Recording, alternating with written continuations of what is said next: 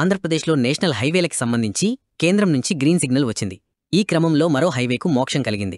216H జాతీయ రహదారిలో పెడన లక్ష్మీపురం మధ్య విస్తరించనున్నారు. ఈ 216H రహదారి 120.85 కిలోమీటర్ల మేర 4 వరుసలుగా 4,245 కోట్ల రూపాయలు కేటాయించారు. ఈ హైవే విషయానికొస్తే పెడన నుంచి మొదలై గుడివాడ, హనుమాన్ జంక్షన్, నూజివీడు, విసన్నపేట మీదుగా లక్ష్మీపురం వరకు వెళ్తుంది. ఈ రహదారి విస్తరణ వల్ల పరిశ్రమలు అభివృద్ధి చెందుతాయని, అలాగే వాహనాల రద్దీ తగ్గుతుందని భావిస్తున్నారు. ఈ నేషనల్ హైవే విస్తరణలో భాగంగా ఉమ్మడి కృష్ణా జిల్లాలో 9 చోట్ల బైపాస్ను నిర్మించాలని ప్లాన్ చేశారు. గుడివాడలో 15.3 కిలోమీటర్ల మేర, హనుమాన్ జంక్షన్లో 12.5 కిలోమీటర్ల మేర, గుడ్లవల్లేరులో 6.7 కిలోమీటర్ల మేర బైపాస్లు రానున్నాయి. అన్నవరంలో 2.9 కిలోమీటర్ల మేర, పుట్టగుంటలో 2.4 కిలోమీటర్ల చిన్న బైపాస్లు వస్తాయి.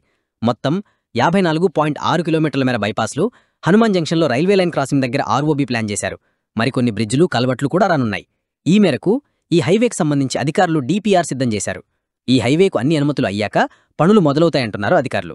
ఈ హైవే విస్తరణ కోసం 700 ఎకరాల భూమిని సేకరించాలని, దీనికి 500 కోట్ల రూపాయల ఖర్చవుతుందని భావిస్తున్నారు.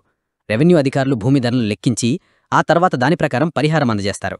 ఈ నేషనల్ హైవేతో తెలంగాణకు మచిలీపట్నం పోర్టుకు అనుసంధానం కూడా ఏర్పడుతుందని చెబుతున్నారు. ఖమ్మం నుంచి గ్రానైట్ను మచిలీపట్నం పోర్టుకు తరలించడం ఈజీగా ఉంటుందంటున్నారు. నూజివీడు మామిడి పండ్ల రవాణా అనుకూలంగా ఉంటుంది. ఈ హైవే అమరావతి ఔటర్ రింగ్ రోడ్డుకు సమీపంగా వెళ్తుంది. దీంతో రాజధానికి కూడా జనాల రాకపోకలకు ఇబ్బంది లేకుండా పోతుందంటున్నారు. ట్రాఫిక్కి ఇబ్బంది లేకుండా ఉంటుంది.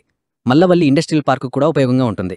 ఈ 216 హైవేకు అనుసంధానంగా ఒంగోలు, కత్తిపూడి మధ్య ఆక్వా ఉత్పత్తులు, ఎగుమతులకు వీలుగా ఉంటుంది. DPR పూర్తి చేయడంతో అన్ని అనుమతులు రాగానే పనులు ప్రారంభించాలని భావిస్తున్నారు.